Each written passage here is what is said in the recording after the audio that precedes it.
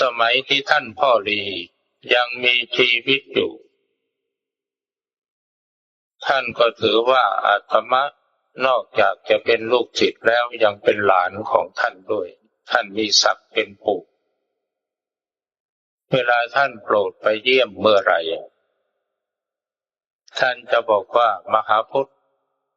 กำหนดจิตรู้ลมหายใจเดี๋ยวนี้ท่านไม่เคยสอนอย่างอื่นท่านบอกว่าให้กำหนดรู้ลมหายใจ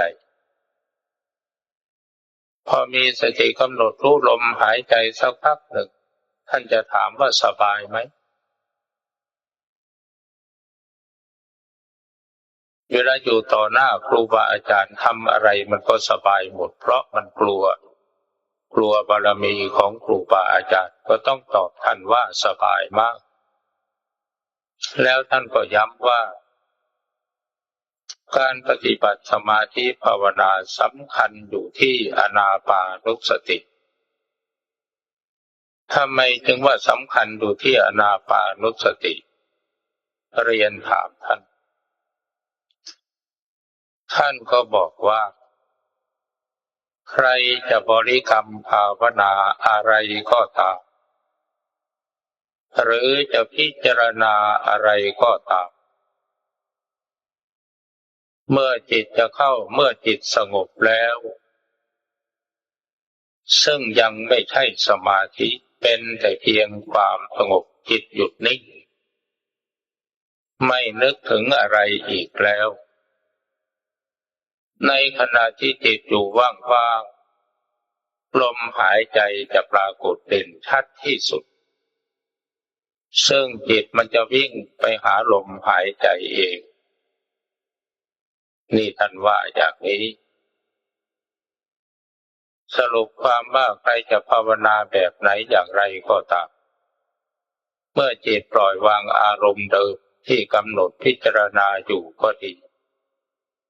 บริกรรมภาวนาอยู่ก็ดีจิตจะวิ่งเข้าหาลมหายใจอันเป็นธรรมชาติของร่างกายเมื่อจิตมาจับลมหายใจในช่วงนั้นจิตจะกำหนดรู้ลมหายใจเองโดยอัตโนมัติเพียงแต่กำหนดรู้ลมหายใจเข้าหายใจออกจิตจะไม่นึกว่าลมหายใจสั้นลมหายใจยาวลมหายใจหยาบลมหายใจละเอียดเพียงแต่กำหนดรู้ลมหายใจเองเฉยอยู่เหมือนกับเราไม่ได้ตั้งใจ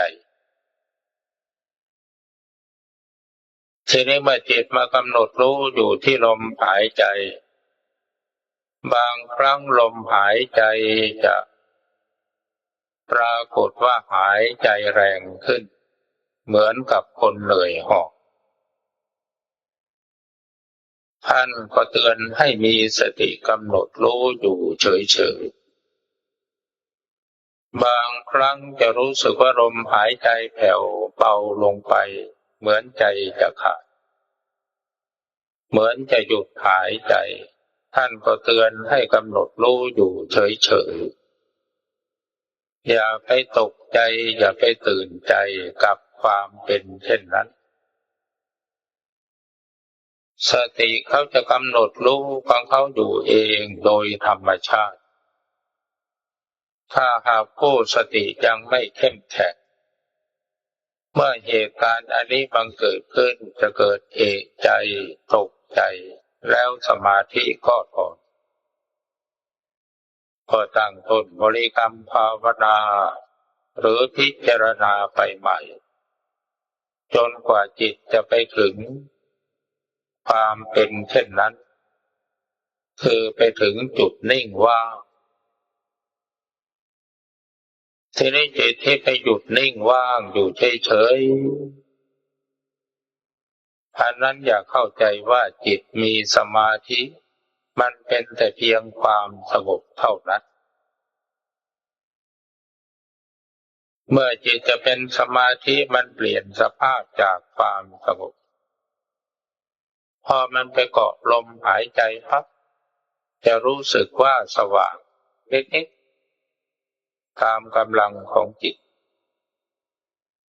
ทีนี้ถ้าหากว่าจิตมีพลังสมาธิมีพลังสติเข้มแข็งจิตสงบละเอียดลงไปแล้วความสว่างไสวมันจะปรากฏขึ้นในช่วงที่จิตสงบสว่างไสวปรากฏขึ้นนั้นร่างกายยังปรากฏอยู่จิตจับลมหายใจเป็นอารมณ์คือวิตกถึงลมหายใจอันนี้เป็นองค์แห่งวิตกทีนี้สติสัมปชัญญะที่เตรียมพร้อมรู้ตัวอยู่ในขณะนั้นเป็นวิจารเมื่อจิตมีวิตกวิจารจิตแน่วแน่ต่ออารมณ์ที่ตนวิตกถึงย่อมมีความดูดดื่มซึมซาบแล้วก็เกิดมีปีติปีติเป็นอาการที่จิตดื่มรสพระสัทธรรมเมื่อปีติบังเกิดขึ้นกายเบาจิตเบากายสงบจิตสงบผู้ใจอ่อนมีปีติอย่างแรงตัวจะสั่นตัวจะโยกน้ำตาไหลขนหัวลุกขนหัวพองท่านพอลีท่านเตือนให้กำหนดสติรู้ตัวอยู่เฉยๆพยายามรักษาสภาพจิตให้เป็นปกติไม่ต้องหวั่นไหวต่ออาการที่เป็นไปเช่นนั้นเมื่อจิตมีปีติ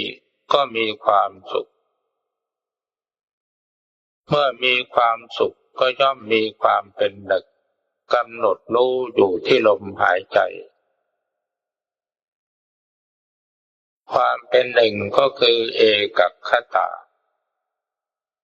ถ้าหากสมาธิในขั้นนี้ดำรงอยู่ได้นานๆหรือผู้ปฏิบัติสามารถเข้าสมาธิออกสมาธิได้คล่องตัวซึ่งเรียกว่าวสีการชำนาญในการออกการเข้าสมาธิแล้วสมาธิก็ดำรงอยู่นาน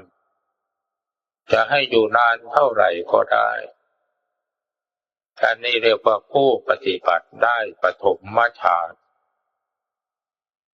ปฐมฌานมีองค์ประกอบห้าคือวิตกวิจารปีติสุขเอกคตานักปฏิบัติที่เคยผ่านแล้วย่อมเข้าใจดีทีนี้เมื่อจิตสงบละเอียดลงไปละเอียดลงไปจิตนิ่งอยู่เฉยๆไม่นึกถึงอะไรแต่มีปีติมีความสุขมีความเป็นหนึ่งสมาธิจิตก้าวขึ้นสู่ทุติยฌานมีองค์ประกอบคือปีติสุขเอกคตาเมื่อจิตสงบละเอียดลงไปอีกขั้นหนึ่งอาการแห่งปีติขนหัวลุกขนหัวพองหายไปหมดสิ้นยังเหลือแต่สุขกับเอกคตาตอนนี้จะรู้สึกว่ากายค่อยจางๆเกือบจะหายไปแต่ยังปรากฏอยู่สุขก็เป็นสุขที่ละเอียดสุขุมอันนี้สมาธิอยู่ในขั้นจตุตติยฌานมีองค์ประกอบสองคือสุขกับเอกคตาเมื่อจิตสงบละเอียดลงไปละเอียดลงไปจนกระทั่งกายจางหายไปตอนนี้กายหายหมดแล้วยังเหลือจิตดวงนิ่งสว่างไสวรู้ตื่นเบิกบานร่างกายตัวตนไม่มี จิตไม่ได้นึกถึงอะไรจิตรู้อยู่ที่จิตสมาธิขั้นนี้ถ้าเรียกโดยจิตก็เรียกว่าอัปปนาจิตเรียกโดยสมาธิก็เรียกว่าอัปปนาสมาธิ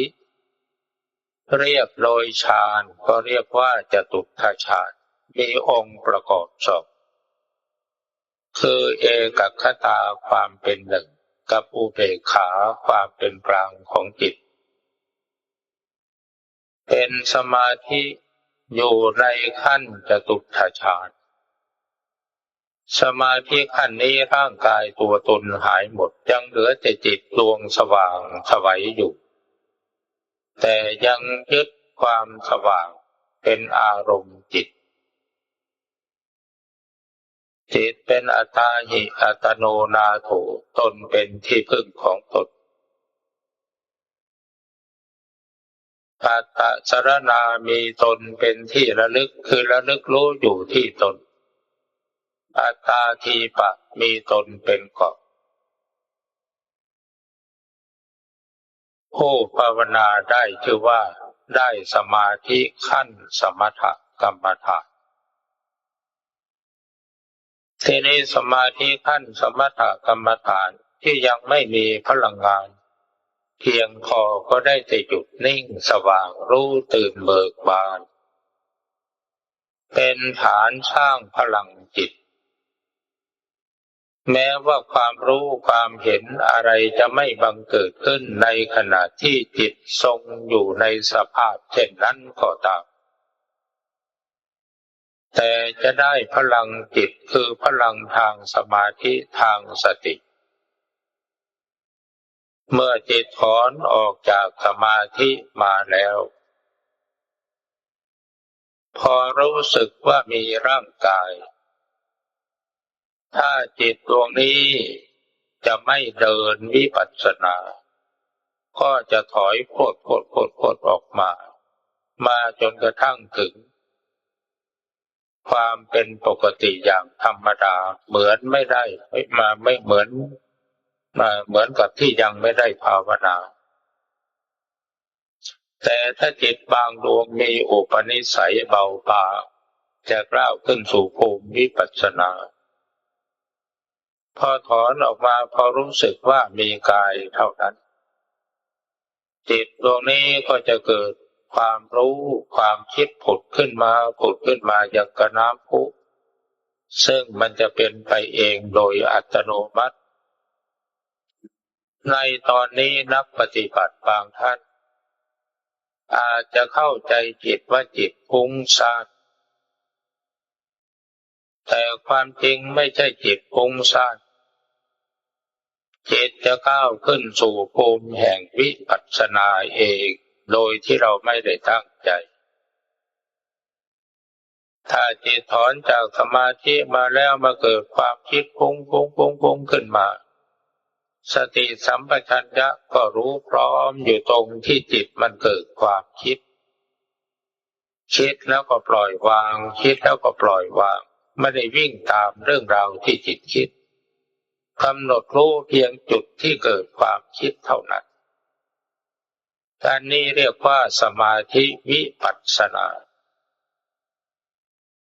จิตที่มันคิดไปนั้นมันคิดเรื่องอะไร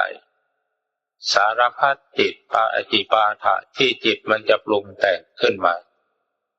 มันจะมีลักษณะเหมือนกันกับเราผูกลิงไว้บนต้นไม้มันจะกระโดดไปกิ่งโน้นกระโดดไปกิ่งนี้บางทีมันก็แยกเขี้ยวยิงฟันมันจะมีลักษณะอย่างนั้น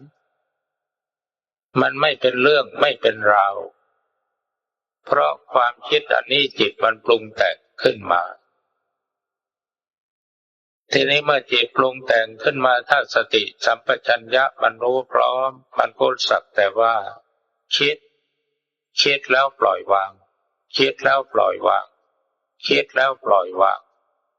ไม่ได้ยึดอะไรเป็นไว้เป็นปัญหาสร้างความเดือดร้อนให้แก่ตัวเองทีนี้ว่าจิตของท่านผู้ใดเป็นเช่นนี้ ถ้าหากไม่ไปเผลอคิดว่าจิตฟุ้งซ่านปล่อยให้มันไปตามธรรมชาติของมันอยากคิดปล่อยให้มันคิดไปแต่ว่าเรามีสติกำหนดตามรู้เรื่อยไปเอาความคิดนั่นแหละเป็นอารมณ์สิ่งรู้ของจิตเป็นสิ่งระลึกของสติ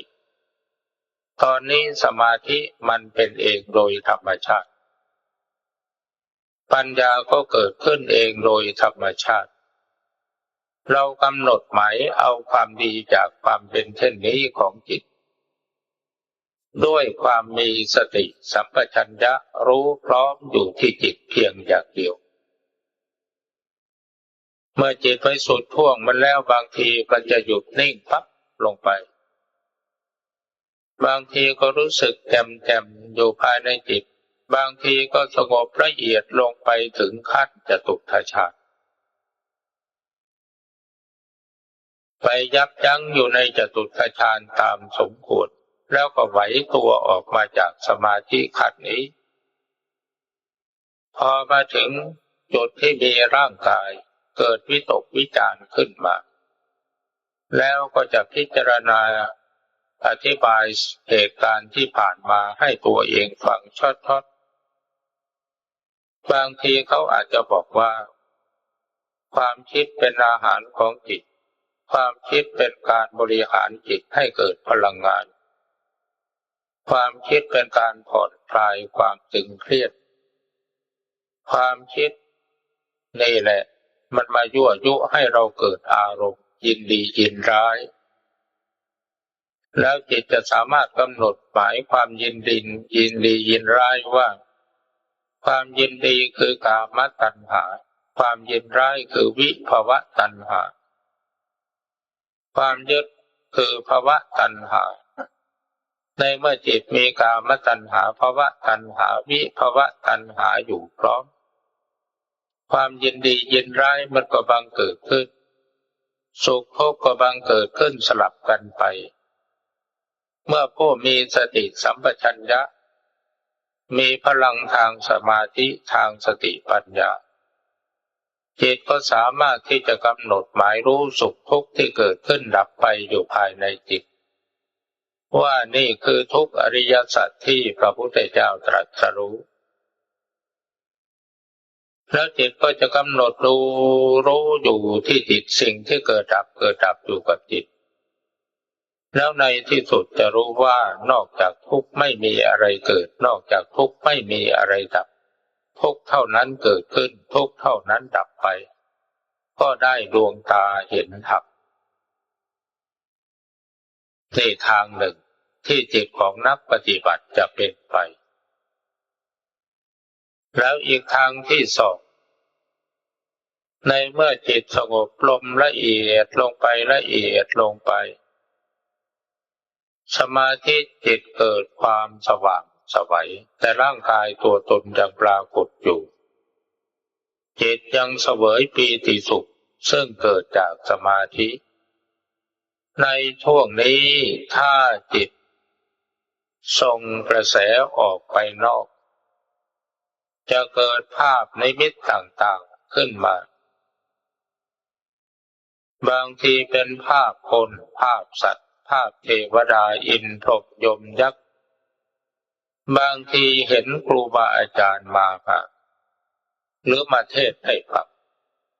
บางทีเห็นพระพุทธเจ้าเห็นพระอรหันต์เสด็จมาโปรดแล้วก็มาเทศน์ให้ฟัง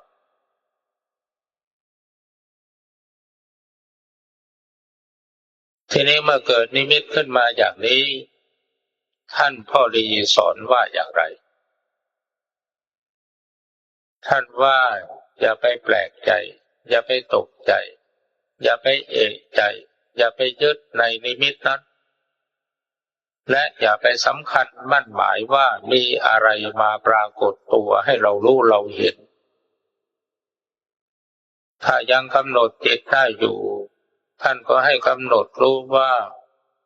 สิ่งทั้งหลายเหล่านี้คือจิตของเราปรุงแต่งขึ้นเท่านั้นไม่ใช่อื่นไกล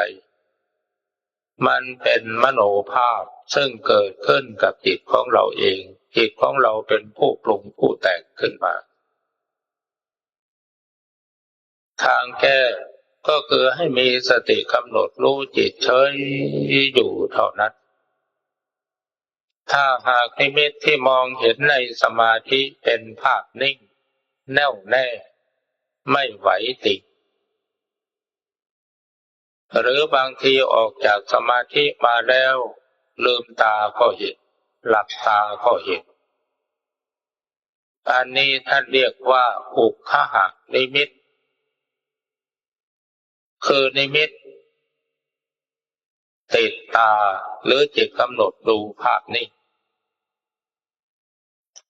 ทีนี้ถ้าหากว่าจิตมีพลังแก่กล้าขึ้นจิตสามารถปรุงแต่งนิมิตนั้นให้มีการเปลี่ยนแปลงยักย้ายบางทีนิมิตล้มตายลงไปขึ้นอืดเน่าเปื่อยผุพังแล้วก็สลายตัวไปต่อหน้าต่อตาหรือบางทีก็ปรากฏเป็นนิมิตขึ้นมาว่าร่างกายที่แตกสลายแล้วแยกออกไปเป็นดินเป็นน้ำเป็นลมเป็นไฟหรือบางทีเกิดไฟลุกไหม้ร่างที่นอนตายอยู่นั้นเป็นเท่าเป็นฐานเป็นผงไปหมดหรือบางทีนิมิตนั้นเกิดขึ้นแล้วก็หายไป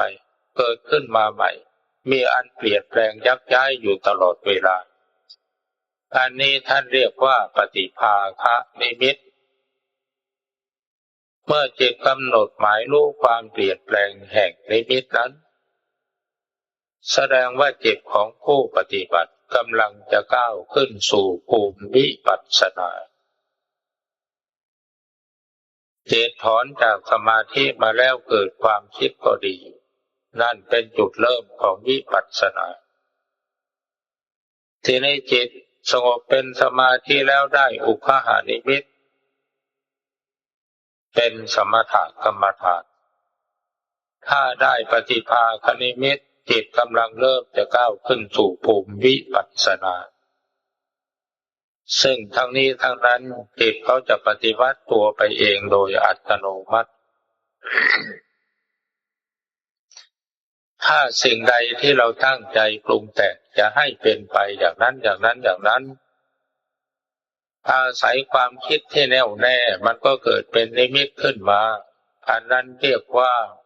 นิมิตที่เราปรุงแต่ถ้าหากว่าจิตสงบเป็นสมาธิแล้วมันเกิดนิมิตขึ้นมาเองอันนั้นเรียกว่านิมิตมันเป็นเองอันนี้ลักษณะของจิตที่พุ่งกระแสออกไปข้างนอกจะเป็นอย่างนี้ยิ่งกว่านั้นในบางครั้งเมื่อจิตพุ่งกระแสออกไปข้างนอกก็ไปเห็นอะไรที่ติดอกติดใจเช่นเห็นครูบาอาจารย์หรือเห็นเทวดาอินพรหมยมยักษ์ไปติดใจในภาพนิมิตนั้นก็เดินตามเขาไปจะปรากฏเหมือนกับว่าเรามีร่างหนึ่งเดินตามเขาไปเขาจะพาเราไปเที่ยวนรกเขาจะพาเราไปเที่ยวสวรรค์หรือบางทีเขาจะพาเราไปดูเมืองนิพพานซึ่งทั้งนี้ทั้งนั้นมันก็เป็นมโนภาพขึ้นมาทั้งนั้นทีนี้ตอนนี้ในเมื่อจิตเป็นไปอย่างนั้นผู้ปฏิบัติไม่มีทางที่จะไปบังคับไม่มีทางที่จะไปตกแต่งจิตให้เป็นอย่างไรนอกจากจิตของเราจะปรุงแต่งไปเองโดยอัตโนมัติในเมื่อไปสุดท่วงของมันแล้วมันก็จะย้อนกลับมาเองอันนี้ธรรมชาติของสมาธิที่มันเป็นไปถ้าหากกระแสจิตส่งออกไปนอกมันจะเป็นอย่างนี้ยิ่งกว่านั้นในบางครั้งมันอาจจะไปรู้เรื่องลับๆลี้ๆอันเป็นสิ่งที่เราไม่สามารถที่มองเห็นด้วยตาเช่นไปรู้วาระจิตของคนอื่นไปรู้ความประพฤติของคนอื่น หรือไปรู้ทุกสิ่งทุกอย่างอันเป็นผลพลอยได้จากการปฏิบัติสมาธิซึ่งทั้งนี้ทั้งนั้นมันก็จะเป็นไปเองโดยอัตโนมัติอันนี้เป็นทางหนึ่งที่จิตจะเป็นไปถ้าท่านผู้ใดมีประสบการณ์ดังที่กล่าวมาแล้วนี้ก็ปล่อยจิตให้มันเป็นไปตามธรรมชาติของมันไปสุดช่วงมันแล้วมันจะย้อนกลับมาเองจิตมันไปดูข้างนอกมันไปสำรวจโลกเพื่อมันจะได้รู้ว่าโลกกับวิถูนั่นคืออะไรอันนี้เป็นสองทางละที่จิตมันจะเปลี่ยนไปแล้วอีกทางหนึ่งในเมื่อจิตมาจับลมหายใจเมื่อจิตสงบสว่างจะมองเห็นลมหายใจเป็นท่อยาววิ่งออกวิ่งเข้าแล้วจิตก็จะไปยึดอยู่ที่ท่อลมวิ่งออกวิ่งเข้าซึ่งสว่างไสวเหมือนหลอดลีออนบางทีเป็นท่อยาวบางทีก็เดินตั้งแต่จมูกลงไปถึงเหนือสะดือ2 นิ้วบางทีก็มองเห็นแต่ข้างในเห็นแต่อยู่ภายในกายบางทีก็มองเห็นพุ่งออกมาข้างนอกด้วยซึ่งแล้วแต่จิตจะปรุงแต่งขึ้นมาอันนี้เป็นประสบการณ์ทีนี้ถ้าหากจิตไม่เป็นอย่างนั้นพอวิ่งออกวิ่งเข้าตามลมซึ่งเข้าออกเข้าออกเมื่อจิตสงบนิ่งเข้าไปมันจะเป็นนิ่งสว่างอยู่ในท่ามกลางของร่างกายเรียกว่าดวงสว่างอยู่กลางกายนั่นเองทีนี้นอกจากจะสงบนิ่งสว่างเป็นดวงสว่างอยู่ท่ามกลางของกายแล้วยังสามารถพุ่งกระแสความสว่างออกมารอบตัวในขณะนั้นจิตจะมองเห็นอวัยวะต่างๆภายในกายของตนเองทั่วหมดในขณะจิตเดียวตั้งแต่ผมขนเล็บฟันหนังเนื้อเอ็นกระดูกจนกระทั่งถึงมัตตเกมัตตลุงคังมันสมองเป็นที่สุดจะรู้เห็นในขณะจิตเดียวทีนี้ในเมื่อจิตไปกำหนดรู้เห็นอยู่ภายในกายรู้เห็นอวัยวะครบถ้วนอาการ32จิตค่อยสงบละเอียดลงไปทีละน้อยละน้อยแล้วในที่สุดเข้าไปสู่อัปปนาสมาธิถึงฌานที่4ร่างกายตัวตนหายไปหมดยังเหลือแต่จิตดวงเดียวนิ่งสว่างไสวอยู่ทีนี้ถ้าหากว่าจิตผ่านความเป็นอย่างนี้แล้วไปสู่จุดซึ่งเรียกว่าจตุตถฌานจิตอาจจะมาลอยเด่นอยู่เหนือร่างกายแล้วจะมองเห็นร่างกายขึ้นอืดเน่าเปื่อยผุพังสลายตัวไปทีละอย่างในที่สุดจะยังเหลือแต่โครงกระดูกก็จะทรุดฮวบลงไปแหลกละเอียดหายสาบสูญไปกับผืนแผ่นดินแล้วก็ยังเหลือแต่จิตสว่างไสวอยู่เพียงดวงเดียวบางทีอาจจะเป็นย้อนกลับไปกลับมาหลายครั้งหลายหนอันนี้ก็พึงเข้าใจว่าจิตเป็นผู้ปรุงแต่งขึ้นมาเพื่อให้เรารู้ความจริงว่าร่างกายของเราจะเป็นไปเช่นนั้นทีนี้บางทีอาจจะมองเห็นร่างกายแยกกันเป็นกองเป็นกองดินกองน้ำกองลมกองไฟทีนี้เมื่อจิตถอนจากสมาธิมาแล้วก็รู้สึกว่ามีกาย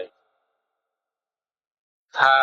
สมาธิจิตที่กายหายไปแล้วนี่พอจิตย้อนกลับมาหากายตอนนี้นักปฏิบัติต้องประคองสติให้ดีเพราะเมื่อจิตมาสัมผัสกับกายเราจะรู้สึกสู้ซ่าทั่วร่างกายเหมือนกับฉีดยาแคลเซียมเข้าเส้นอย่างแรง จะวิ่งสู้ไปทั่วกายตั้งแต่หัวสุดเท้าตอนนี้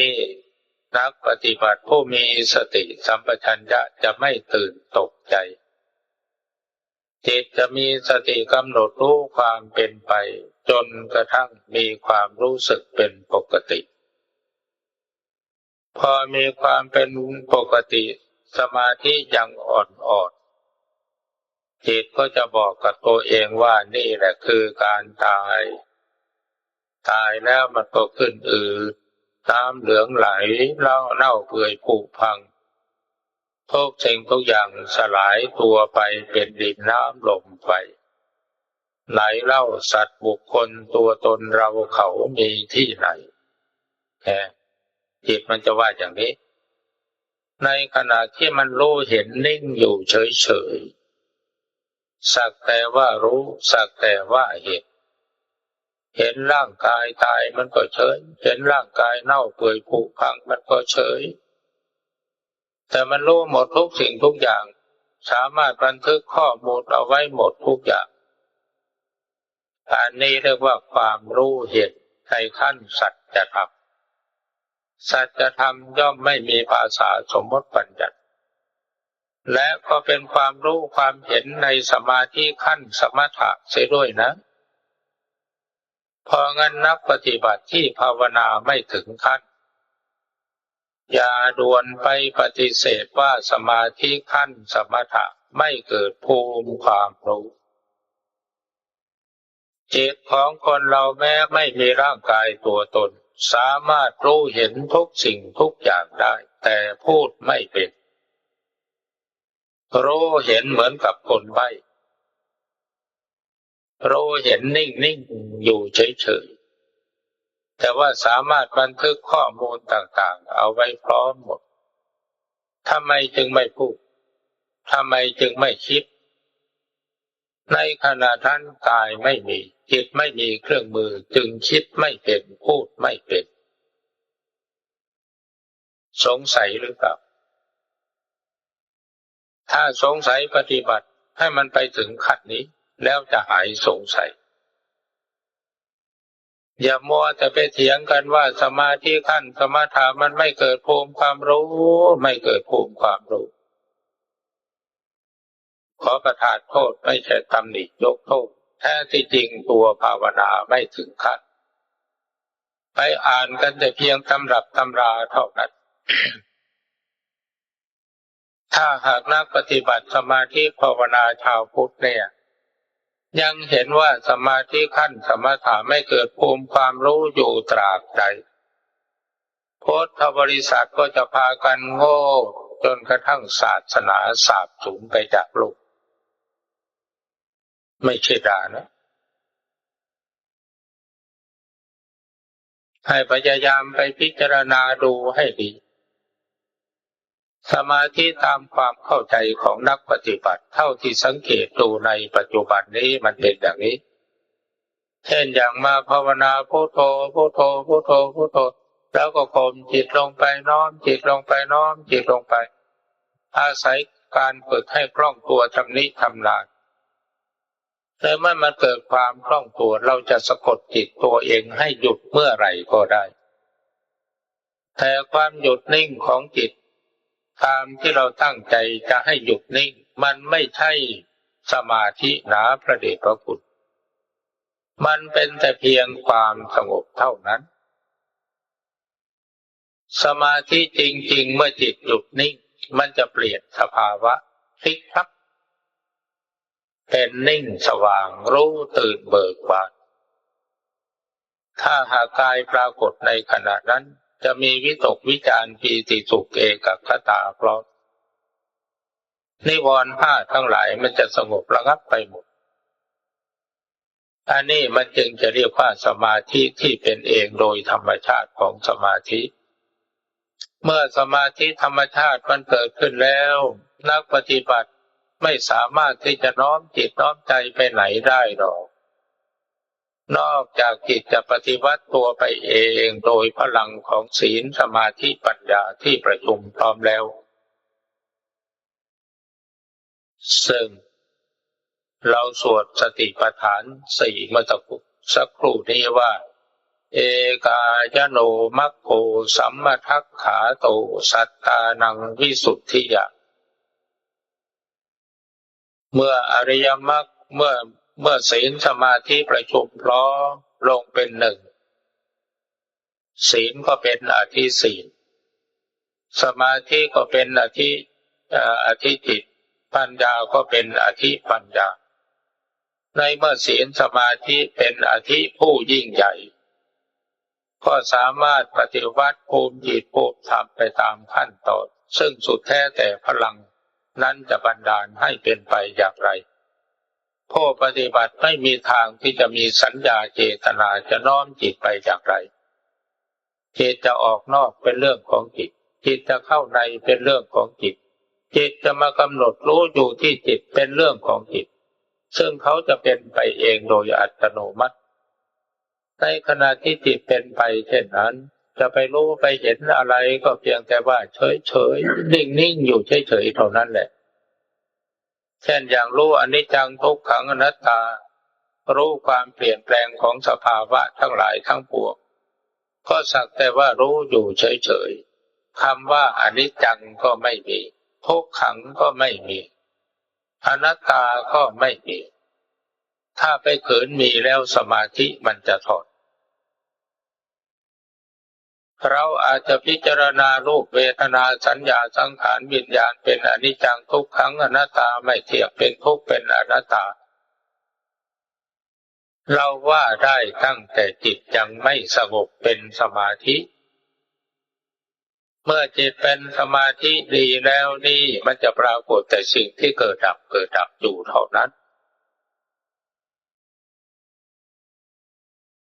แล้วคำพูดที่ว่าอะไรเป็นอะไรมันจะไม่มีมันจะมีต่อเมื่อจิตถอนจากสมาธิมาแล้วมันจึงจะพูดเป็นเพราะมันมีกายเป็นเครื่องมือแล้ว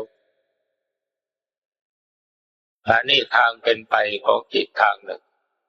เพราะฉะนั้นในเมื่อสรุปรวมลงไปแล้วว่าเราจะบริกรรมภาวนาก็ตามจะพิจารณาอะไรก็ตามการบริกรรมภาวนาเรียกว่าปฏิบัติตามแบบของสมถะการพิจารณาเรียกว่าปฏิบัติตามแบบของวิปัสสนาทั้งสองอย่างนี้เรามีจุดมุ่งหมายเพื่อจะให้จิตสงบเป็นสมาธิเพื่อได้เกิดสติปัญญารู้แจ้งเห็นจริงในธรรมตามความเป็นจริงและทั้งสองอย่างนี้ในเมื่อจิตสงบลงไปแล้วเนี่ยภาษาคำพูดอะไรต่างๆมันจะไม่มีผู้ปฏิบัติแบบวิปัสสนาก็ดีแบบสมถะก็ดีในเมื่อจิตปล่อยวางอารมณ์แล้วมันจะไปนิ่งว่างอยู่เฉยๆทีนี้จุดที่มันนิ่งว่างเนี่ยทางหนึ่งมันพุ่งกระแสออกนอกเกิดภาพนิมิตดังที่กล่าวอีกทางหนึ่งมันวิ่งตามลมเข้ามาข้างในจะมารู้เห็นอวัยวะภายในร่างกายซึ่งเรียกว่ารู้อาการ32มันจะไปจนกระทั่งถึงจตุตถฌานทีนี้อีกทางหนึ่งมันไม่ไปไหนละจิตกำหนดรู้อยู่ที่จิตเพียงอย่างเดียวไม่เข้านอกไม่ออกไหนแล้วจะว่าอยู่ที่ไหนก็ไม่รู้แต่ว่าจิตรู้จิตอย่างเดียวถ้ากายยังมีอยู่มันก็จะเห็นอารมณ์ที่เกิดดับอยู่อย่างละเอียดนี่ทางไปของจิตมันมีอยู่3ทางเท่านี้อันนี้ขอฝากนักปฏิบัติทั้งหลายเอาไว้พิจารณาก่อนที่จะจบเรื่องราวนี้อยากจะขอนำพระโอวาทคำสั่งสอนของครูบาอาจารย์มาเล่าสู่กันฟังเพื่อเป็นเครื่องประดับสติปัญญาโอวาทของหลวงปู่เสามีอยู่เพียงสั้นๆท่านพูดเป็นปริศนาขึ้นมาว่าเวลานี้จิตข้ามันไม่สงบมีแต่ความคิดพอถามว่าจิตฟุ้งซ่านหรือไงท่านอาจารย์ท่านจะตอบว่าถ้ามันเอาแต่นิ่งมันก็ไม่ก้าวหน้า ลองฟังดูที่นักปฏิบัติทั้งหลายเวลานี้จิตข้ามันไม่สงบมีแต่ความคิดจิตฟุ้งซ่านหรืออย่างไรถ้ามันเอาแต่นิ่งมันก็ไม่ก้าวหน้าไปนอนนั่งคิดนอนคิดตีความหมายของโอวาทครูบาอาจารย์ให้แตกถ้าตีโอวาทของครูบาอาจารย์ให้แตกแล้วเราจะได้หลักในการปฏิบัติสมาธิภาวนาอย่างถูกต้องอันนี้เป็นโอวาทของหลวงปู่เสาฝากไว้สั้นๆแต่เพียงแค่นี้โอวาทของหลวงปู่มั่นถีติภูตังถีติภูตังมีพระเถระผู้หลักผู้ใหญ่เคยถามถีติภูตังของพระอาจารย์มั่นหมายความว่าอย่างไรสมเด็จพระสังฆราชองค์ปัจจุบันนี่แหละก็ทูลตอบท่านว่าสวดมนต์ถวายท่านธรรมทิตตาธรรมนิยามตาเพราะความที่จิตตั้งมั่นนิ่งเด่นสว่างไสวธรรมนิยามตาเพราะความที่สภาวะธรรมทั้งหลายมาหมุนรอบจิตคือจิตสงบนิ่งอยู่ในท่ามกลางแห่งกิเลสและอารมณ์แต่ไม่มีความหวั่นไหวตามกิเลสและอารมณ์นั้นๆจึงได้ชื่อว่าถีติภูตังถีติความตั้งมั่นของจิตโดยธรรมชาติของสมาธิโพตังความไหลไปความเปลี่ยนแปลงไปความวิ่งไปของสภาวะธรรมที่เกิดดับกับจิตอยู่ตลอดเวลาอันนี้คือโอวาทของหลวงปู่มั่นโอวาทของหลวงปู่ฟั่นอย่าปล่อยให้จิตมันว่างอย่าปล่อยให้จิตมันว่างความหมายของท่านตีความหมายว่าอย่างไรบางท่านอาจจะว่าไม่ปล่อยให้จิตว่างนี่มันจะต้องคิดต้องสวดมนต์ต้องท่องอะไรอยู่ไม่หยุดไม่หย่อนอย่าไปเข้าใจเช่นนั้นคำว่าอย่าปล่อยให้จิตมันว่างนี่หมายความว่าให้มีสติกำหนดรู้จิตอยู่เพียงอย่างเดียวเท่านั้นทำไมหนอท่านผู้นี้จึงสอนว่าอย่าทำจิตอย่าปล่อยให้จิตมันว่างแล้วให้มีสติกำหนดจิตท่านเอาความรู้และหลักฐานมาจากไหนในเมื่อมองไปในหลักปริยัติมีพุทธภาษิตที่ทรงตรัสไว้ว่าเอธาปัสสะทิมังโลกังจิตังราชรตุปมังยถาปาราวิสีรันตินัตถิสังโฆวิจารณตังเยจิตังสัญญเมตสันติโมกขันติมารบันธนาสูทั้งหลายจงมาดูโลกนี้อันวิจิตรบรรจงดุจราชรถทรงของพระราชาที่พวกคนเขาหมกอยู่แต่ผู้รู้หาข้องอยู่ไม่ผู้ใดจักสำรวมซึ่งจิตผู้นั้นจักพ้นจากบ่วงแห่งมารชัดเจนหรือเปล่าอย่าปล่อยให้จิตมันว่างคือมีสติสำรวมจิตอยู่ตลอดเวลาผู้มีสติสำรวมจิตผู้นั้นจักพ้นจากบ่วงแห่งมารนี่หลวงปู่มั่นหลวงปู่ฟั่นท่านอาศัยหลักฐานตามพุทธโอวาทตอนนี้ทีนี้ หลวงปู่เทศสมาธิในฌานมันโง่สมาธิในอริยมรรคมันฉลาดสมาธิในฌานจิตสงบนิ่งรู้อยู่ในสิ่งเดียวความรู้อื่นความเห็นอื่นไม่ปรากฏขึ้นเป็นสมาธิแบบอารัมมณูปนิธานเป็นสมาธิในฌานสมาบัติทีนี้สมาธิในอริยมรรคมันฉลาดคือจิตสงบนิ่งลงไปนิดนึงความรู้ความคิดมันเกิดขึ้นมาพุ่งขึ้นมาอย่างกระนาบพุ ทีนี้ในเมื่อความรู้ความคิดมันเกิดขึ้นมาแล้วมันจะเป็นสมาธิได้อย่างไรความคิดคือวิตกใช่ไหมสติที่รู้พร้อมอยู่ที่ในขณะที่จิตเกิดความคิดคือวิจารณ์ใช่หรือเปล่าในเมื่อจิตมีวิตกวิจารณ์ปีติและสุขมันก็ย่อมบังเกิดขึ้นสมาธิในวิปัสสนานี่อาศัยองค์ฌานคือวิตกวิจารปีติสุขเอกคตาเหมือนกันกับสมาธิในฌานสมาบัติแตกต่างกันโดยที่ว่าสมาธิในฌานสมาบัติไม่เกิดภูมิความรู้เป็นแต่เพียงทำจิตให้ละเอียดจนกระทั่งเกือบจะไม่มีอะไรเหลืออยู่แต่สมาธิในอริยมรรคนี้พอจิตสงบนิ่งลงไปปั๊บบางทีก็รู้สึกแจ่มแต่ความคิดมันผุดขึ้นมาแบบรั้งไม่อยู่ซึ่งนักปฏิบัติบางท่านเข้าใจว่าจิตฟุ้งซ่านอย่าไปเข้าใจผิดบางทีก็จิตสว่างแล้วก็เกิดเห็นโน่นเห็นนี่ทางนิมิตขึ้นมาเมื่อจิตเลิกรู้เห็นนิมิตแล้วก็มาเกิดความภูมิความรู้ความคิดขึ้นมาอย่างกระน้ำพุอีกเหมือนกันอันนี้เป็นสมาธิในอริยมรรคซึ่งเรียกว่าสมาธิวิปัสสนาเมื่อผู้ปฏิบัติเข้าใจถูกต้องในช่วงใดจิตต้องการสงบนิ่งปล่อยให้นิ่งช่วงใดจิตต้องการคิดปล่อยให้คิดแต่มีสติกำหนดตามรู้ทีนี้ถ้าหากสมาธิถึงขนาดที่เกิดภูมิความรู้ขึ้นมาเองเนี่ยเราไม่ต้องไปกำหนดอะไรหรอกเขาจะเป็นไปเองของเขาจิตของเราจะรู้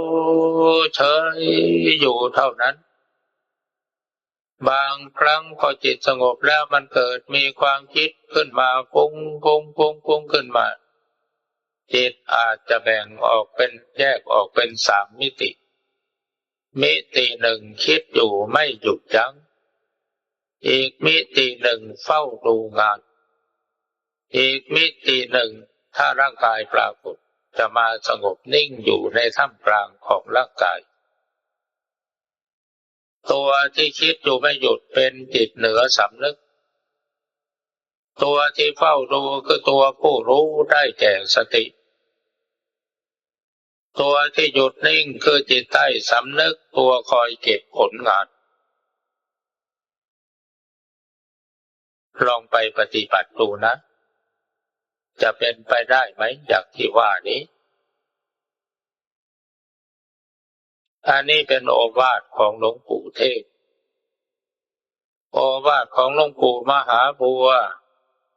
ปัญญาอบรมสมาธิลักษณะของปัญญาอบรมสมาธิตามความหมายของหลวงปู่องค์นี้มันเป็นอย่างไรมันเป็นอย่างนี้เมื่อจิตสงบนิ่งลงไปได้นิดหนึ่งความคิดความรู้มันผุดขึ้นมาเหมือนกับสมาธิในอริยมรรคของหลวงปู่เทศที่ในความคิดอันใดที่มีสติสัมปชัญญะรู้ทันกันอยู่โดยอัตโนมัติมันเป็นจิตเดินวิปัสสนาทีนี้จิตตรงนี้เอาความคิดที่เกิดขึ้นมาเองเป็นอารมณ์จิตเป็นสิ่งระลึกของสติเมื่อความคิดความรู้มันเกิดขึ้นมาสติสัมปชัญญะก็กำหนดรู้เองโดยอัตโนมัติความตั้งใจหรือเจตนาจะให้จิตเป็นไปอย่างนั้นอย่างไรนั้นไม่มีแต่ความเป็นเองของจิตโดยธรรมชาติของสมาธิและปัญญาทีนี้ในเมื่อเกิดความคิดขึ้นมาผู้ปฏิบัติมีสติรู้พร้อมอยู่โดยอัตโนมัติสมาธิมันก็ค่อยเด่นขึ้นเพื่อจิตมันสงบละเอียดลงไปนั่นเองแล้วในที่สุดอารมณ์กับจิตมันจะแยกออกจากกัน กลายเป็นสามมิติดังที่กล่าวมาแล้วอันนี้คือลักษณะของปัญญาอบรมสมาธิทีนี้ความหมายและความเป็นไปของมติของครูบาอาจารย์ตามที่กล่าวมานี้จุดมุ่งหมายอยู่ที่จุดเดียว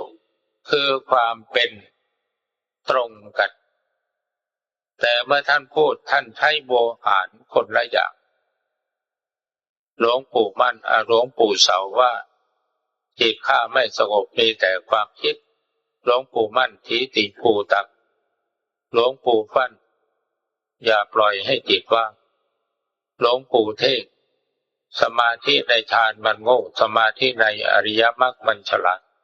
หลวงปู่มหาบัวปัญญาอบรมสมาธิความหมายมันก็คืออันเดียวกันนั่นเองแต่ท่านใช้ภาษาคนละภาษาอันนี้โอวาทของครูบาอาจารย์ดังที่กล่าวมานี่นักปฏิบัติควรจะได้นำไปพิจารณาได้จดจำดำเนินตามปฏิปทาของท่านทีนี้มาสรุปลงที่โอวาทของหลวงปู่ลีหรือท่านพ่อลีท่านพ่อลีท่านปฏิบัติท่านยึดอานาปานุสติเป็นหลักแล้วท่านสอนท่านก็สอนอานาปานุสติถ้าลูกศิษย์มีอุปนิสัยเบาบางท่านจะสอนให้มีสติกำหนดลมหายใจอยู่เฉยๆแต่บางท่านที่มีอุปนิสัยค่อนจะเชื่องช้าหรือหยาบหน่อยท่านก็สอนให้ภาวนาพุทพร้อมลมเข้าโทพร้อมลมออกถ้าผู้ที่มีอุปนิสัยน้อยหรือว่าบารมีน้อยท่านก็สอนให้กำหนดลมหายใจแล้วนับหนึ่งสองหายใจเข้านับหนึ่งสองหายใจออกนับหนึ่งสองหายใจเข้าหนึ่งสองสามหายใจออกหนึ่งสองสามจนกระทั่งทวีคูณขึ้นไปจนกระทั่งถึง10หายใจเข้าหนึ่งสองสามสี่ห้าหกเจ็ดแปดเก้าสิบหายใจออกหนึ่งสองสามสี่ห้าหกเจ็ดแปดเก้าสิบเป็นการฝึกสติสัมปชัญญะโดยตรงเมื่อจิตสงบลงไปแล้วการนับมันก็จะทิ้งไปเพราะการนับมันก็เหมือนบริกรรมภาวนานั่นแหละทีนี้เมื่อมันทิ้งการนับแล้วมันก็จะไปรู้อยู่ที่ลมหายใจเพียงอย่างเดียวเท่าที่เล่ามานี่เป็นโอวาทของครูบาอาจารย์เกร็ดเล็กเกร็ดน้อยเท่าที่สามารถจำได้ทีนี้ขอทำความเข้าใจกับนักปฏิบัติอีกครั้งหนึ่งว่าเวลานี้นักปฏิบัติเราเนี่ยมักจะไปยึดมั่นถือมั่นในหลักและวิธีการตามหลักวิชาโดยเฉพาะอย่างยิ่งเรามาเถียงกันอยู่ที่จุบหนอพองหนอพุทโธสัมมาอรหังอยู่นี่แหละใครก็ว่าของใครดีใครก็ว่าของใครวิเศษเรามาคิดอย่างนี้ดีไหมล่ะตั้งแต่พระพุทธเจ้ายังไม่เกิดขึ้นในโลกสมเด็จพระสัมมาสัมพุทธเจ้าเราเนี่ยท่านเอายกหนอพองหนอสัมมาอรหังพุทโธที่ไหนมาท่องกันเพราะพระพุทธเจ้ายังไม่เกิดขึ้นในโลกคำพูดสามคำนี้มันก็ยังไม่มีดังนั้นพระพุทธเจ้าท่านก็ไม่มีคำที่จะท่องท่านจึงเอาลมหายใจเป็นอารมณ์ดังนั้นท่านพ่อของเรานี่ก็ยึดลมหายใจมาสอนลูกศิษย์ลูกหาเป็นส่วนใหญ่ครูบาอาจารย์ที่ย้ำสอนให้กำหนดลมหายใจเนี่ยแสดงว่าท่านมีความรู้ความฉลาดในการปฏิบัติมีประสบการณ์มากมายโดยเฉพาะอย่างยิ่งประสบการณ์ของท่าน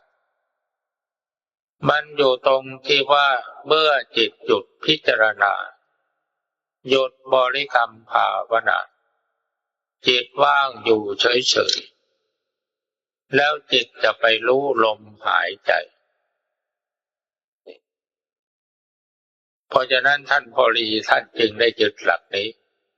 พระพุทธเจ้าก็กำหนดรู้ลมหายใจจนกระทั่งได้สมาธิไปตามลำดับขั้นตอนปฐมฌานทุติยฌานตติยฌานจตุตถฌานเสร็จแล้วก็วกเข้าไปสู่สัญญาเวทยิตานิโรธเข้านิโรธสมาบัติไปสร้างพลังจิตอยู่ที่ตรงนี้เมื่อสร้างพลังจิตพร้อมแล้วจิตเปล่งบานออกมาอีกครั้งหนึ่งสามารถแผ่รัศมีคลุมจักรวาลทั้งทำให้พระองค์ตรัสรู้เป็นโลกวิถูผู้รู้แจ้งโลกคือรู้นรกรู้มนุษย์รู้สวรรค์ท่านอ่านคัมภีร์มามากแล้วพูดย่อๆเพียงแค่นี้คือท่านรู้โลกนรกโลกมนุษย์โลกสวรรค์รู้ปุเพนิวาสานุสติญาณจตุปาปาตญาณอาสวัคคยญาณในขณะจิตเดียวตั้งแต่ปฐมยามแล้วก็รู้ในขณะที่จิตอยู่ในสมถกรรมฐานเพราะในช่วงนั้นร่างกายตัวตนของพระองค์ท่านหายหมดยังเหลือแต่จิตสว่างไสวอยู่เหมือนดวงอาทิตย์แผ่รัศมีคลุมโลกสว่างไสวทั่วไปทำให้พระองค์ตรัสรู้เป็นโลกวิถูเมื่อตรัสรู้เป็นโลกวิถูแล้วก็บันทึกข้อมูลต่างๆโดยอัตโนมัติเมื่อจิตถอนจากสมาธิมาพอรู้สึกว่ามีกายก็มาพิจารณาทบทวนสิ่งที่รู้นั้นซ้ำเติมอีกทีหนึ่งเรียกว่าเจริญวิปัสสนาพระองค์พิจารณาปุเพนิวาสานุสติญาณจบลงในปฐมยามจตุปาปาตญาณจบลงในมัชฌิมยามอาสวัคคยญาณจบลงในปัจฉิมยามเมื่อพิจารณาจบลงแล้วจิตรู้แจ้งเห็นจริงยอมรับสภาพความเป็นจริงอรหัตมรรคญาณบังเกิดขึ้นตัดกิเลสอาสวะขาดสวะบั้นไปในปัจฉิมยามจึงได้พระนามว่าอรหังสัมมาสัมพุทโธภควาพระผู้มีพระภาคเจ้าเป็นพระอรหันต์ดับเพลิงกิเลสเพลิงทุกข์สิ้นเชิงตรัสรู้ชอบได้ด้วยโดยพระองค์เองด้วยประการฉนี้การตรัสรู้ของพระพุทธเจ้าเกิดขึ้นตั้งแต่ปฐมยามแล้วก็ตรัสรู้ปุเพนิวาสานุสติญาณจตุปาปาตญาณในขณะจิตเดียวตั้งแต่ปฐมยามแล้วก็รู้ในขณะที่จิตอยู่ในสมถกรรมฐานรู้อย่างไม่มีภาษาสมมติบัญญัติเพราะจิตไม่มีตัวพูดไม่เป็นคิดก็ไม่เป็นเมื่อจิตถอนจากสมาธิมาแล้วมาสัมผัสรู้ว่ามีร่างกายจึงได้มาทรงพิจารณาทบทวนสิ่งที่รู้เห็นนั้นตามลำดับยามจนกระทั่งถึงสว่างจึงได้สำเร็จเป็นพระอรหันตสัมมาสัมพุทธเจ้าอันนี้ขอเสนอมติความคิดความเห็นไว้ให้นักปฏิบัติทั้งหลายได้ช่วยกันพิจารณาถ้าหากสมมติว่าท่านพิจารณาดูความตายถ้าเห็นคนอื่นมาตายให้เราดูสัตว์อื่นมาตายให้เราดูเรายังไม่เห็นความตายแต่ถ้าเราเห็นตัวเราเองตายให้เราดูตัวเราเองตายให้เราดูนี่มันตายอย่างไรคือวิญญาณจิตนี่มันวิ่งตามลมออกไปแล้วก็หนีไปลอยเด่นอยู่เหนือร่างกายพอเสร็จแล้วก็มองลงมาดูร่างกายเห็นร่างกายขึ้นอืดเน่าเปื่อยผุพังสลายตัวไปหมดนี่ในลักษณะอย่างนี้จึงจะชื่อว่าเห็นความตายทีนี้เมื่อเห็นคนอื่นตายสัตว์อื่นมาตายให้เราดูนั่นเราเห็นแต่ความตายของคนอื่นสัตว์อื่นในทำนองเดียวกันที่ครูบาอาจารย์สอนเราให้เราพิจารณาพระไตรลักษณ์อนิจจังทุกขังอนัตตาเราก็ไปพิจารณาว่าสังขารไม่เที่ยงสังขารก็คือคนและสัตว์เป็นสังขารที่มีชีวิตจิตใจสังขารอีกอย่างหนึ่งก็คือดินฟ้าอากาศต้นไม้ภูเขารถเรือนสังขารไม่มีชีวิตจิตใจ เราก็ได้ไปเที่ยวกล่าวตู่ว่าสิ่งเหล่านั้นไม่เที่ยงเป็นทุกข์เป็นอนัตตาแต่หาได้มองเข้ามาข้างในไม่สิ่งเหล่านั้นไม่ใช่สิ่งที่ไม่เที่ยงเป็นทุกข์เป็นอนัตตานะเราไปกล่าวตู่เขาต่างหากเราตัวอนิจจังทุกขังอนัตตามันอยู่ที่ไหนมันอยู่ที่ไอ้ตัวจิตวิญญาณนี่เองถ้าตาเห็นรูปถ้าจิตวิญญาณมันปกติไม่ยินดียินร้ายมันก็ไม่เป็นอนิจจังทุกขังอนัตตาแต่ถ้ามันรู้อารมณ์อะไรต่างๆผ่านเข้ามาแล้วมันไหวหวั่นไหวไปตามอารมณ์นั้นแล้วก็เกิดยินดียินร้ายเกิดสุขเกิดทุกข์เรื่อยร่ำไปอันนี้คือตัวอนิจจังทุกขังอนัตตามันปรากฏขึ้นที่จิตของเรานี่แหละตัวการสำคัญที่มันไม่เที่ยงเป็นทุกข์เป็นอนัตตาเพราะฉะนั้นสมเด็จพระสัมมาสัมพุทธเจ้าจึงสอนให้เราอบรมจิตตังทันตังสุขาวะหังจิตที่อบรมแล้วนำสุขมาให้ทำไมมันจึงนำสุขมาให้ก็เพราะว่ามันเป็นตัวของตัวเองไม่ตกอยู่ในอำนาจของสิ่งใดเป็นอิสระแก่ตัวอย่างเต็มที่วิญญาณหรืออารมณ์ต่างๆนี่ลากคอมันไปสับไปยำไม่ได้มันก็เป็นตัวของตัวเองมันก็เที่ยงมันก็ไม่เป็นอนัตตามันก็ไม่เป็นอนิจจังทุกขังอนัตตาก็เป็นตัวของตัวเองโดยอิสระและอีกอันหนึ่งได้รับเอกสารจากสำนักวิจัยวิจารณ์ธรรมะทั้งหลายทั้งฝ่ายนักปฏิบัติทั้งฝ่ายปริยัติท่านก็กรุณาแจกไปให้อ่านปัญหานั้นมีว่าพระนิพพานเป็นอัตตาหรือเป็นอนัตตาพระนิพพานเป็นอัตตาหรือเป็นอนัตตาทางฝ่ายหนึ่งว่าพระนิพพานเป็นอัตตาอีกฝ่ายหนึ่งพระนิพพานเป็นอนัตตาเพราะอาศัยพุทธภาษิตที่ว่าสัพเพธัมมาอนัตตาธรรมทั้งหลายทั้งปวงเป็นอนัตตาพระนิพพานก็เป็นธรรมจึงเป็นอนัตตาผู้ที่ว่าพระนิพพานเป็นอัตตานั้นไปอาศัย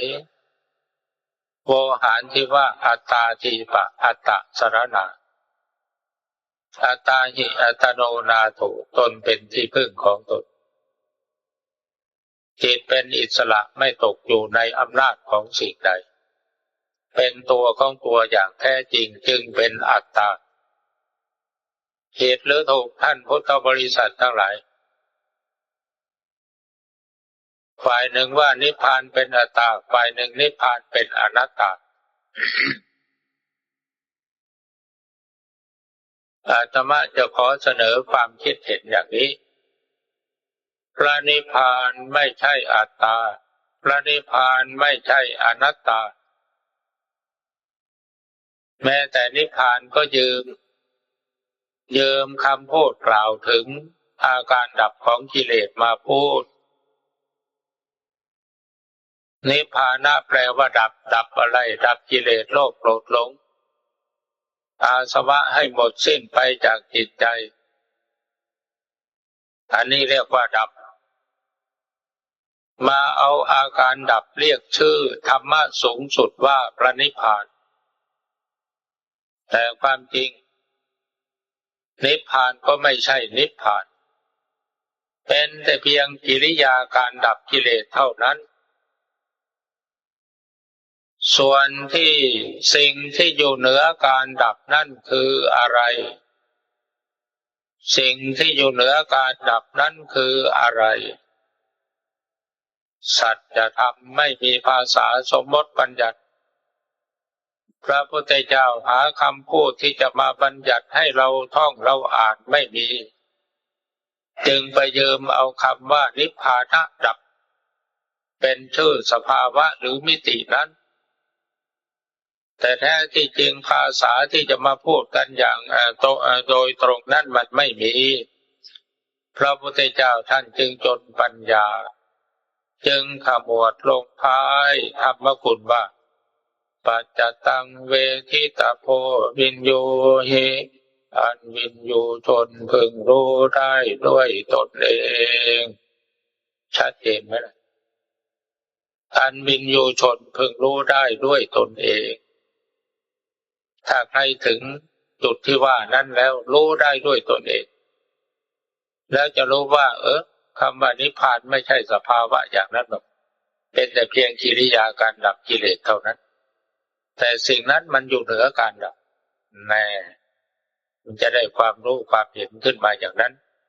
เอาละวันนี้ขอฝากธรรมะอันเป็นคติเตือนใจแด่บรรดาท่านผู้ฟังทั้งหลายก็เห็นว่าพอสมควรแก่กาลเวลา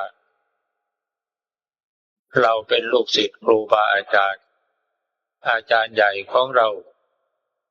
ในสายกรรมฐานโดยตรงคือหลวงปู่เสาหลวงปู่มั่นหลวงปู่สิงห์หลวงปู่ลีหลวงปู่ฟั่นหลวงปู่เทศยังมีชีวิตอยู่ในปัจจุบันนี้และท่านอื่นๆก็ได้มรณภาพเข้านิพพานกันไปหมดแล้วก็ยังเหลือแต่เราผู้ซึ่งเป็นลูกศิษย์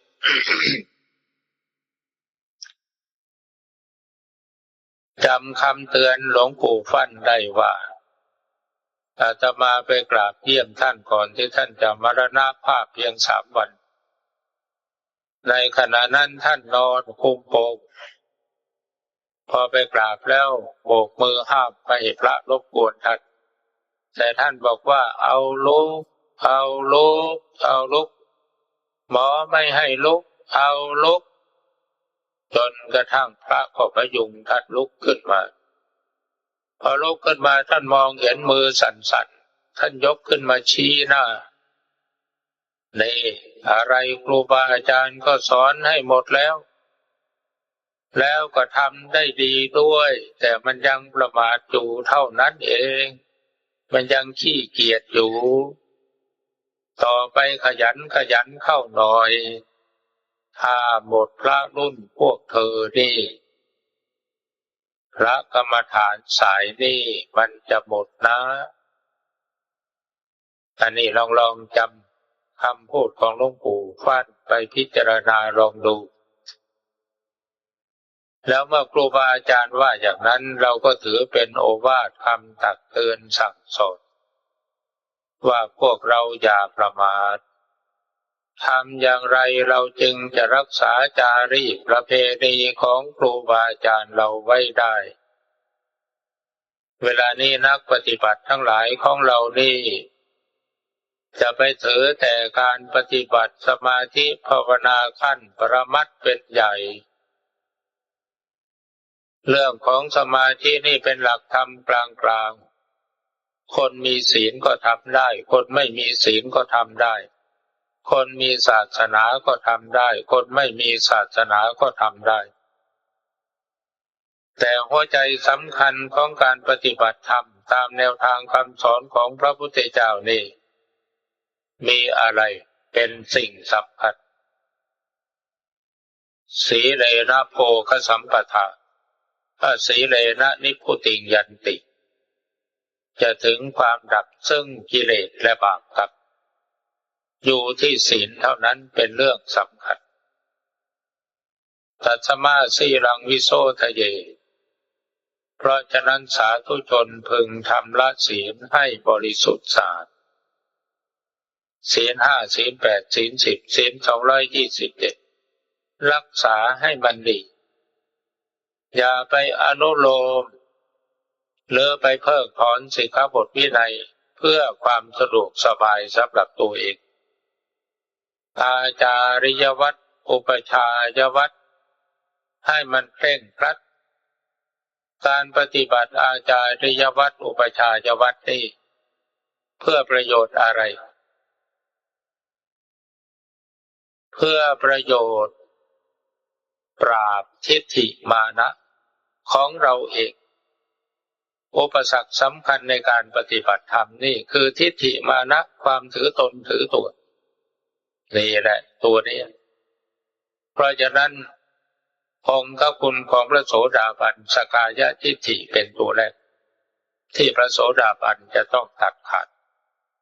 ตราบใดที่สกายทิฏฐิยังมีกินใจอยู่ไม่มีทางจะสำเร็จมรรคผลนิพพานอุบายวิธีที่ท่านให้มีกิจวัตรอุปชายวัตรอารามิกวัตรอาจาริยวัตรชันตากรวัตรขันธวัตร4 ข้อเนี่ยอันนั้นแหละเป็นหัวใจการปฏิบัติของกรรมฐานทั้งหลายถ้าขันธวัตร14 ข้อนี้ย่อหย่อนแล้วก็เรียกว่ามันจะไกลต่อแนวทางแห่งมรรคผลนิพพานเราจะหันหลังให้ครูบาอาจารย์ไกลไปทุกทีเพราะงั้นศีลเท่านั้นเป็นตัวสำคัญอย่าไปมองข้ามเอาละการแสดงธรรมการบรรยายธรรมถ้าหากว่าจะเป็นประโยชน์แก่ท่านผู้ฟังบ้างตามสมควรขออุทิศเป็นเครื่องสักการะบูชาแด่วิญญาณของท่านพ่อดีซึ่งเป็นบุรพาจารย์ที่เป็นที่เคารพบูชาของพวกเราผู้เป็นศิษยานุศิษย์ทั้งหลายโดยอานิสงส์แห่งการที่เรามีความกตัญญูกตเวทีเคารพบูชาในครูบาอาจารย์จงดลบันดาลจิตใจของเราผู้เป็นศิษยานุศิษย์ให้เข้าถึงคุณของครูบาอาจารย์คุณของพระพุทธเจ้าคุณของพระธรรมคุณของพระอริยสงฆ์คือสภาวะจิตที่มีความรู้สึกสำนึกผิดชอบชั่วดีสภาวะจิตที่มีสภาวะสว่างรู้ตื่นเบิกบานเป็นจิตพุทธะแท้แล้วก็ปฏิวัติตนไปสู่ภูมิจิตภูมิธรรมตามขั้นตอนจนกระทั่งถึงพระนิพพานเป็นที่สุดโดยทั่วกันทุกท่านเทอญขอจบ